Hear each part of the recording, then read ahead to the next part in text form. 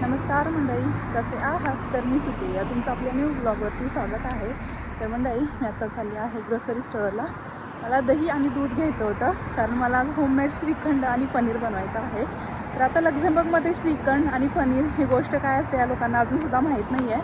मी ते आल्यापासून ना, म्हणजे स्टार्टिंगला आल्यावरती बऱ्याच ग्रोसरी स्टोअरमध्ये विचारलं होतं श्रीखंड किंवा पनीर मिळेल का, तर यांना ते काहीच माहीत नाही आहे काय असतं ते. त्यांना असं विचारलं ना की ते एकदम असं कन्फ्यूज व्हायचे. तर इंडियन स्टोअरमध्ये सुद्धा ना पनीर फक्त मिळतं, पण श्रीखंड मिळत नाही. त्यांनासुद्धा श्रीखंड काय असतं माहीत नसतं. तर आजच्या ब्लॉगमध्ये मी तुम्हाला तेच दाखवणार आहे की घरी श्रीखंड आणि पनीर कसं बनवायचं. तर इंडियामध्ये पण बरेच लोक बनवतात, पण ज्यांच्या घरी गाई म्हशा आहेत, घरचं दूध आहे, ते लोक बनवतात. जे विकत दूध खातात ते कसे बनवणार? काही बनवतातसुद्धा, त्याचं काही नाही आहे. पण म्हटलं आता आम्हाला पण इथे दूध विकतच घ्यावं लागतं तसं. आणि श्रीखंड तर खायचं आहे आणि पनीरसुद्धा मी आता घरीच बनवते. तर म्हटलं तुम्हाला आजची रेसिपी शेअर करूया. तर चला आता ग्रोसरी स्टोअरमध्ये जाऊया, दूध आणि दही घेऊया आणि घरी जाऊया परत, आणि मग तुम्हाला फुल रेसिपी दाखवते आपल्या ब्लॉगमध्ये. तर हे बघा, मी हे दही घेऊन आलेलं आहे श्रीखंड बनवण्यासाठी. 1 किलोचा आहे हा डब्बा. आणि हे लक्सलेटचं दही आहे, नॅचरल आहे बघा. तर श्रीखंड बनवण्यासाठी काय दही जेवढं घट्ट असेल ना तेवढं चांगलं असतं. तर लक्सलेटचं अजून मी दूधसुद्धा आणलेलं आहे, तुम्हाला दाखवते. तर याचं मी पनीर बनवणार आहे. आणि हे 2 लिटर आहे. याची फॅटसुद्धा जास्त आहे. अजून एक भेटतं लक्सलेटचं, हे ग्रीन कलरचं आहे, ते ब्ल्यू कलरचं असतं. ह्याची फॅट 3.5 आहे आणि त्याचे 1.5 असते. पण आता पनीर बनवण्यासाठी जास्त फॅट असलेलं दूधच चांगलं असतं. आपल्याकडे पण म्हैशीच्या दुधाचं बघा चांगलं पनीर होतं, पण गाईच्या दुधाचं जरा कमी पनीर होतं पण खूप प्रमाणात कमी होतं, कारण गाईच्या दुधाला एवढी फॅट नसते. तर आता मी पहिल्यांदा ना हे दही आहे ना, हे पण एका कापडामध्ये, म्हणजे कॉटनच्या असं एका कापडामध्ये बांधून ठेवते, जेणेकरून जे काही पाणी आहे ना त्यातलं ते सगळं निघून जाईल. तर मी ते कॉटनचा रुमाल घेतलेला आहे. पाठीमागच्या वेळेला श्रीखंड बनवताना मी हा रुमाल यूज केला होता. तर आत्ता आपण हाच यूज करणार आहे. मी धुवून ठेवला होता. आणि आता हे ओपन करूया. आता तुम्हाला दही पण दाखवते किती जास्त घट्ट असतं ते तुम्हाला समजेल. तर आता हे दही बघा किती घट्ट आहे, तुम्हाला दिसेलच. हे बघा, एकदम असं आईस्क्रीम कसं खातो आपण तसं हे घट्ट दही आहे.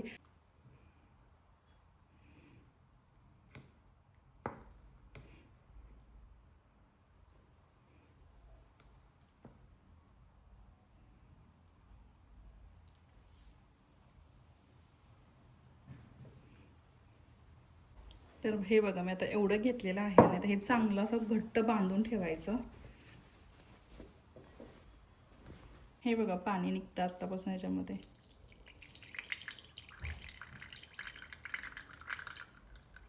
तर हे सगळं पाणी निघालं पाहिजे. तर आता पाणी काढून झाल्यावरती मी हातानेच पाणी काढलेलं आहे. माझ्याकडे असं वेट ठेवायला काय नाही आहे, त्यामुळे मी हातानं जेवढं पाणी निघेल ना तेवढं मी काढलेलं आहे. आणि आता हे बघा असं घट्ट झालेलं आहे, तुम्हाला दिसत असेल. एकदम असं गोळा तयार झालेला आहे, त्यातलं बरेच पाणी निघून गेलेलं आहे तसं.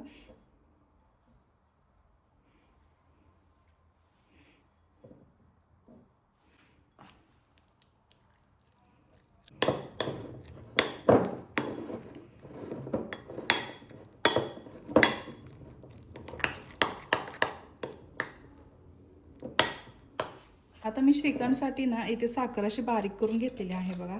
तर श्रीखंड जेव्हा आपण नेहमी घरी बनवतो ना तेव्हा अशी पावडर यूज करायची, ज्यामुळे त्याच्यामध्ये पटकन विरघळून जाते. जर अख्खी साखर टाकली ना तर ती विरघळत नाही. आणि मी याच्यामध्ये काय केलेलं आहे माहिती आहे का, साखर बारीक करतानाच ना वेलची सोलून टाकलेली आहे, ज्याच्यामुळे ह्या साखरेसोबत तीसुद्धा बारीक होईल म्हणून. तर हे मी आत्ता बघा सगळं असं बारीक करून घेतलेलं आहे. आपल्या अंदाजाने ना साखर अशी बारीक करून घ्यायची. जरी शिल्लक राहिली तरी आपण चहामध्ये यूज करू शकतो ही. पण जर कसं होतं, आपल्या दह्यावरती राहतं, दही किती आंबट आहे त्याच्यावरती राहतं, त्यामुळे अंदाज कळत नाही. त्यामुळे जास्त साखर बारीक करून घ्यायची आणि त्याच्यामध्ये अशी वेलची पण बारीक करून ठेवायची, आणि जशी लागेल तशी त्या दह्यामध्ये मिक्स करत जायचं. तर आता इथे बघा, मी आता हे सगळं ह्यातलं पाणी काढून नाही चांगलं फेटून घेते. पाणी तर आधी मग अशी काढलेलंच आहे, पण याच्यामध्ये जरा ढिकळ्या राहतात ना, त्यामुळे चांगलं फेटून घ्यायचं.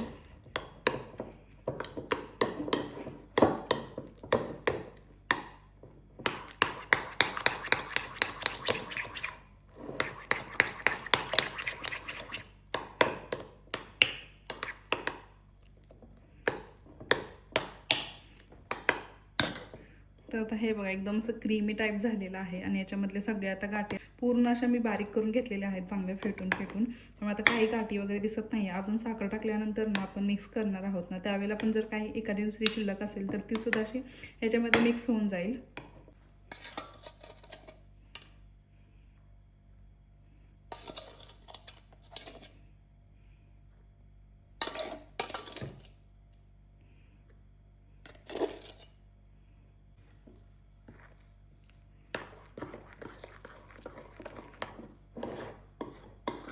आता मी साखर टाकलेली आहे बघा, चांगलं मिक्स करून घेऊया. साखरेमुळे सुद्धा याच्यामध्ये गाठी तयार होतात.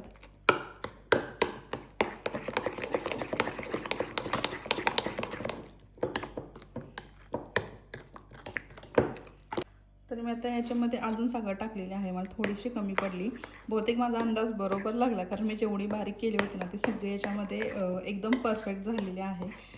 थोडीशी ना आपण मिक्स करत करत ना थोडं टेस्ट करत बघून घ्यायचं, कारण कसं होतं परत जास्त गोड झालं ना मग खायची इच्छा होत नाही. त्यामुळे जसं आपल्या घरी लोकांना लागतं किती गोड वगैरे असं काय प्रमाण किती असतं, गोड प्रत्येकाचं वेगवेगळं असतं, त्याच्यानुसार ते साखर त्याच्यामध्ये मिक्स करत जायचं.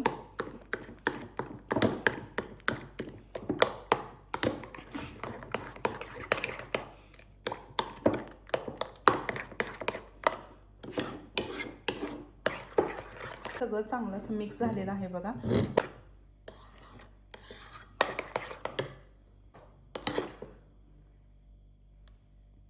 तर हे आता चांगलं मिक्स करून झालेलं आहे. याच्यामध्ये आपण ड्रायफ्रूट टाकूया. आता माझ्याकडे घरी काजू आणि बदामच आहे फक्त, त्यामुळे मी फक्त काजू बदाम टाकणार आहे.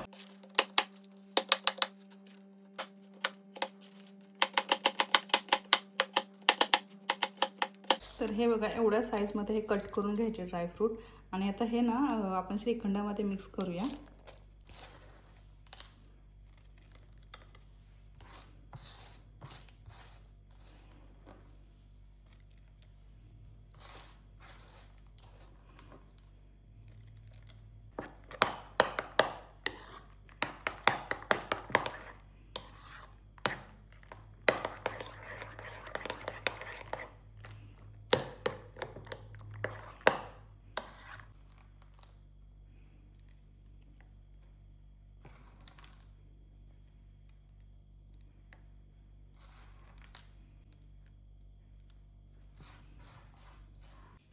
तर आता श्रीखंड तयार झालेला आहे. किती छान वाटतंय बघा आणि खायला सुद्धा खूप छान लागतं. घरी बनवलं ना तरीसुद्धा. आता तुम्ही याच्यामध्ये केसर टाकू शकता, पिस्तासुद्धा टाकू शकता. आता माझ्याकडे नाही आहे म्हणून मी आत्ता टाकलं नाही आहे, पण असं सुद्धा खूप छान लागतं. तुम्ही नक्की ट्राय करून बघा घरी. आणि ज्यांच्या घरी कोणाचं म्हणजे असं गाई म्हशीचं दूध असेल तर तुम्ही पण बनवू शकता, इझी आहे खूप. तर आता हे श्रीखंड झालेलं आहे. आता मी याला पॅक करून ना फ्रीजमध्ये ठेवते.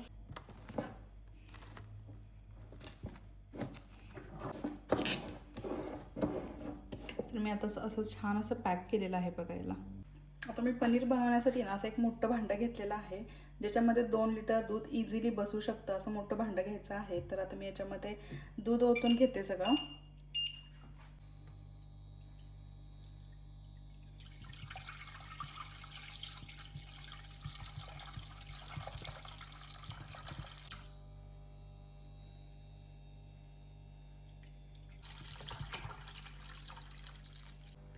तर मी आता बघा एका भांड्यामध्ये ना दूध ओतून घेतलेलं आहे. टोटल 2 लिटर दूध आहे. आता हे भांडं जरा मला छोटं पडतंय, तुमच्याकडे मोठं असेल तर तुम्ही मोठं घ्या, कारण कसं होतं जेव्हा दूध उतू जातं ना तेव्हा पूर्ण खाली सांडण्याची शक्यता असते, त्यामुळे मोठं असलेलं चांगलं. आता माझ्याकडे हा शेवटचा ऑप्शन आहे, त्यामुळे मी याच्यातच ओतलेला आहे. आता हे जेव्हा चांगलं उकळेल ना तेव्हा मला गॅस एकदम कमी करावा लागेल आणि ह्याच्यावरती कंटिन्यू लक्ष द्यावं लागेल, नाही तर सगळं दूध ओतू जाईल खाली. तर आता मी ठेवलेलं आहे जस्ट आत्ता. तोपर्यंत मी याच्यामध्ये ना विनेगर टाकण्यासाठी काढून घेते. तर हे बघा मी एवढं विनेगर घेतलेलं आहे. आता हे दूध उकळलं ना की याच्यामध्ये टाकायचं.